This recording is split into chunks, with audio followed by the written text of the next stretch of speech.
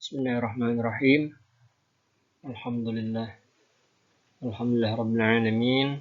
Allahumma salli ala Sayyidina Muhammadin wa ala alihi wa ashabi ajma'in. Rabbi syrah li sadri wa yassir li amri wa hlul 'uqdatam min lisani yafqahu qawli. Pada kesempatan hari ini kita lanjutkan kembali perkuliahan kita. Adapun kesempatan kali ini materi yang akan kita bahas adalah tentang sah dan batal. Kemarin kita sudah membahas tentang syarat, sebab, dan mani. Kita lanjutkan. Yang kali ini adalah membahas tentang sah dan batal. Ini bagian daripada hukum wad'i juga. Mari kita lanjutkan.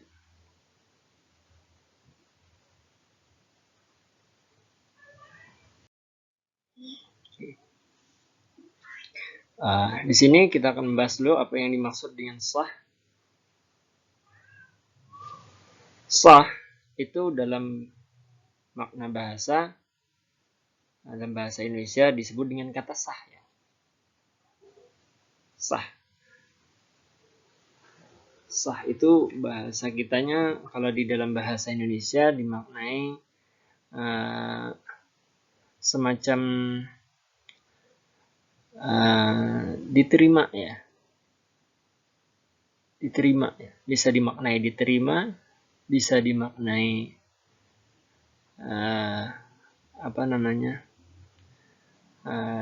deal dalam satu perjanjian, misalkan perjanjiannya sah atau ijab kabulnya sah, bisa juga seperti itu. Kalau di dalam pernikahan misalkan nikahnya sah, artinya nikahnya diterima, dan semacamnya. Nah, begitu juga di sini ya, kita akan melihat apa sih yang dimaksud sah di dalam hukum wad'i di dalam kajian usul fikih berikut. Dimaksud, poin pertama kita lihat di sini.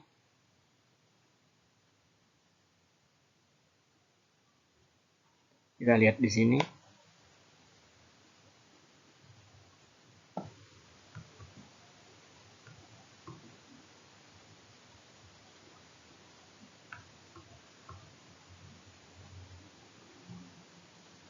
Yang dimaksud dengan sah yaitu bahwa perbuatan itu mempunyai pengaruh dalam kehidupan dunia, atau dengan arti perbuatan itu mempunyai arti secara hukum. Nah, misalnya kita menggawi amal ibadah. Ibadah itu bisa dihukumi sah. Dihukumi sah, diterima maksudnya ya. Diterima, sah, diterima oleh Allah. Dalam arti perbuatan ibadah itu dianggap telah memadai, telah melepaskan orang yang melakukannya dari tanggung jawabnya terhadap Allah. Jadi orang yang ibadahnya sah gitu kan, itu adalah orang yang sudah terlepas dari tanggung jawabnya kepada Allah Ta'ala. Nah, untuk menjadikan ibadah kita sah, itu kan ada syarat, rukun, dan ketentuannya. Nah, ketika kita ingin mensahkan ibadah kita, maka ikutilah syarat, rukun dari satu ibadah tersebut. Itu harus dikerjakan semuanya atau dilengkapi. Nah, ketika persyaratan dan rukun dari satu ibadah itu lengkap, maka itulah yang disebut dengan ibadah yang sah. Ibadah yang diterima, ibadah yang dihukumi sah. Ibadah yang dihukumi sah. Ibadah yang dihukumi sah inilah yang dimaksud dengan ibadah yang orang melakukannya itu sudah terlepas dari tanggung jawabnya. Artinya tidak dituntut lagi untuk mengulang ibadah tersebut. Contohnya ibadah sholat. Nah, ketika ibadah sholat tersebut sudah terpenuhi rukun dan syaratnya, maka itu disebut dengan ibadah yang sah secara kajian fikih. Maka ketika ibadah itu sudah dianggap sah, maka ibadah itu, apakah suatu ibadah apabila dikategorikan sebagai ibadah yang sah, artinya sudah terpenuhi rukun dan syaratnya, maka orang tersebut sudah terlepas dari kewajibannya untuk melakukan ibadah tersebut, dan dia tidak melakukan dan tidak wajib lagi untuk mengulanginya. mengqadanya. Berbeda kalau satu ibadah itu rukun dan syaratnya tidak terpenuhi. Nah, ketika rukun dan syaratnya belum terpenuhi dari satu ibadah, maka ibadah tersebut tidak dihukumi ibadah yang sah. Ketika satu ibadah belum tidak dihukumi sah, maka ibadah tersebut wajib diulang. Itu kalau ibadah yang wajib seperti itu.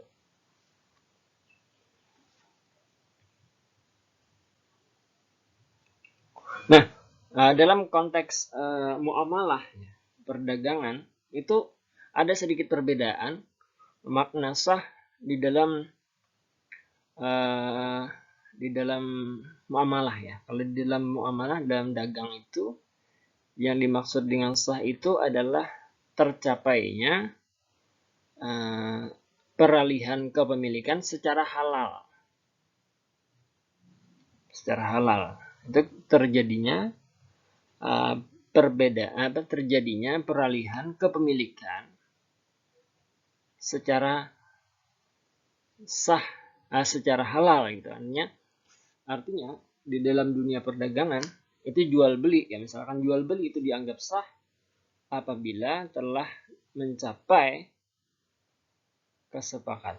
terjadi kesepakatan antara penjual dan pembeli untuk memindahkan hak milik, artinya untuk memperjualbelikan, tapi dengan cara yang halal juga, artinya dengan cara jual beli yang memenuhi rukun dan syaratnya. Gitu.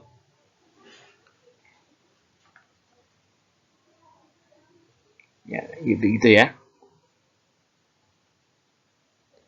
Nah, kita kembali ke ibadah tadi. Di situ di awal tadi Yulan menyinggung tentang ibadah yang sah. Begitu juga di dalam pernikahan. Nah, di dalam pernikahan itu kan bernilai ibadah. Nah, dianggap suatu ibadah. Pernikahan itu dianggap sah apabila terpenuhi rukunnya. Rukun dan ketentuannya terpenuhi semua, gitu kan? Nah, pernikahan yang sah di sini adalah pernikahan yang mampu atau menghasilkan perubahan status hukum. Nah, kalau dahulu status hukumnya haram, misalkan bersentuhan tangan atau berjima antara laki-laki dan perempuan sebelum dia nikah kan haram gitu. Tapi setelah nikahnya sah, maka berjimanya atau melakukan hubungan suami istrinya antara seorang laki-laki dan perempuan ketika dia sudah sah menikah maka menjadi halal. Nah, ini juga makna sah di dalam pernikahan. Pada intinya ketika satu ibadah terpenuhi rukun dan syaratnya maka ibadah itu dihukumi sah. Nah, kalau di dalam muamalah terjadinya kesepakatan antara penjual dan pembeli, dan terjadilah peralihan hak milik dengan cara yang sesuai dengan syariat Islam, artinya sesuai dengan ketentuan rukun jual belinya, maka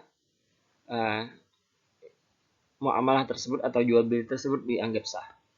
Jual beli meskipun tapi bedanya gini, kalau jual beli itu meskipun terpenuhi rukun dan syaratnya, itu belum tentu sah apabila antara salah satu pihak ada yang membatalkan. Antara penjual dan pembeli tiba-tiba tidak jadi menukar barang, tidak jadi bertukar barang, tidak jadi transaksi, maka transaksinya atau muamalahnya dianggap batal. Batal itu maksudnya tidak jadi. Beda dengan konteks batal yang ada di sini ya. Batal di sini itu batal rusak itu nanti. Nah, kalau di sini yang kita bahas di slide ini nanti batal itu maksudnya batalnya rusak. Beda dengan batal dalam konteks bahasa Indonesia.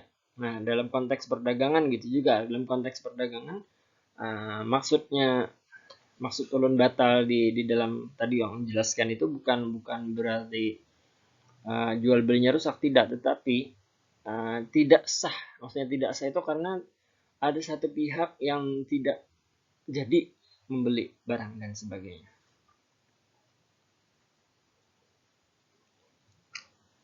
Maka dianggap tidak sah gitu. Karena ada satu pihak yang tidak mendilkan, Tidak ada kesepakatan antara tidak ada kesepakatan antara kedua belah pihak.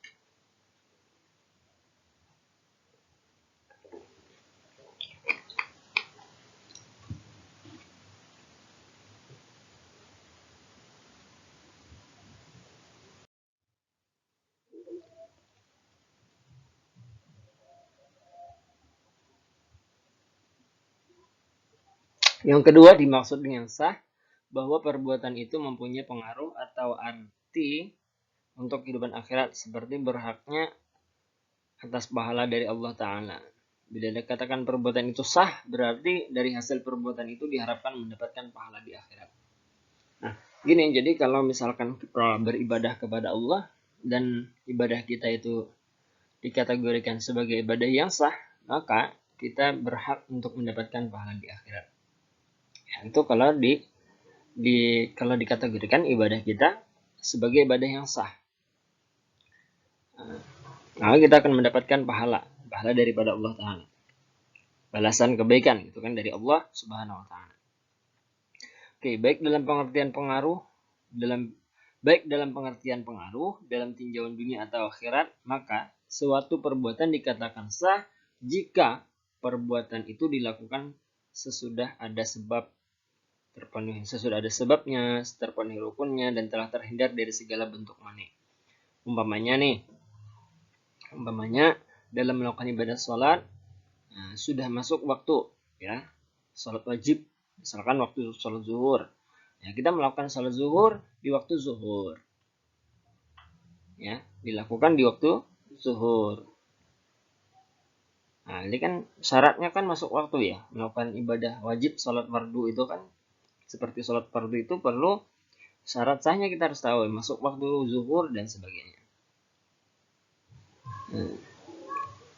Umpamanya dalam ibadah sholat sesudah masuk waktu yang menyebabkan perbuatan itu wajib, demikian terpenuhi syarat dan rukunnya, salah ketik, terpenuhi syarat dan rukunnya.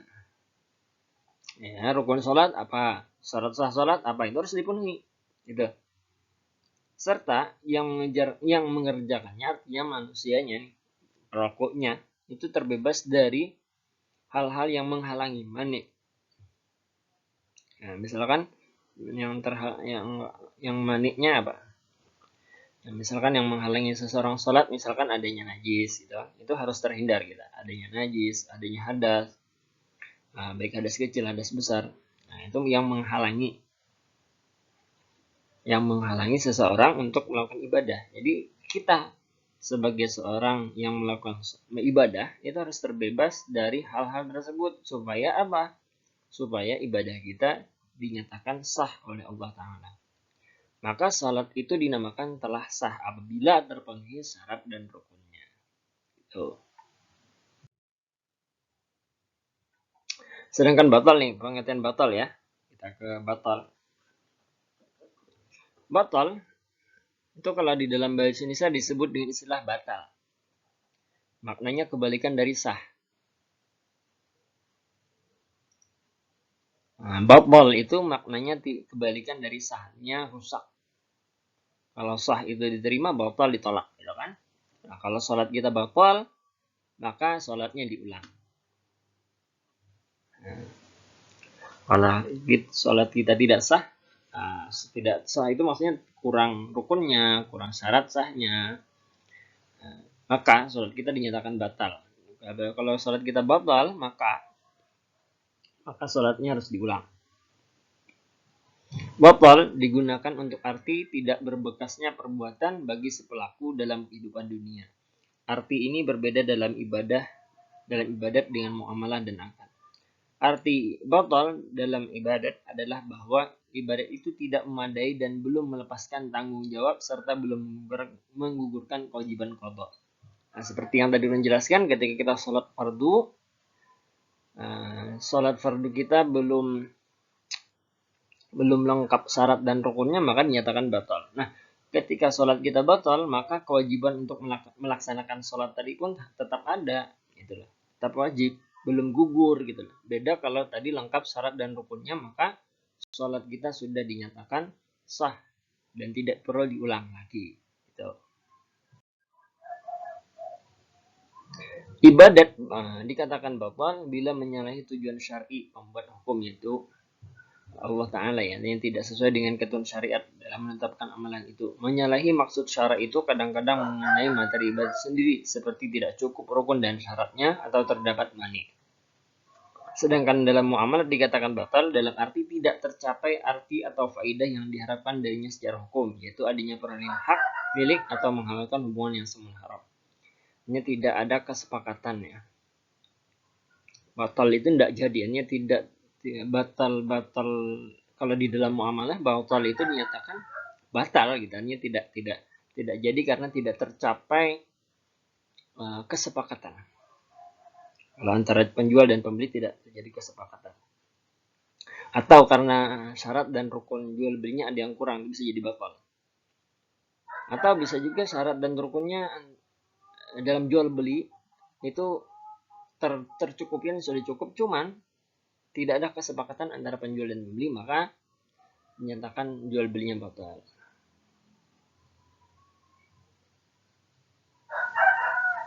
Tuh. Ya, mungkin untuk hari ini, untuk materi kali ini cukup sampai di sini dulu. Hanya ini yang bisa ulun sampaikan.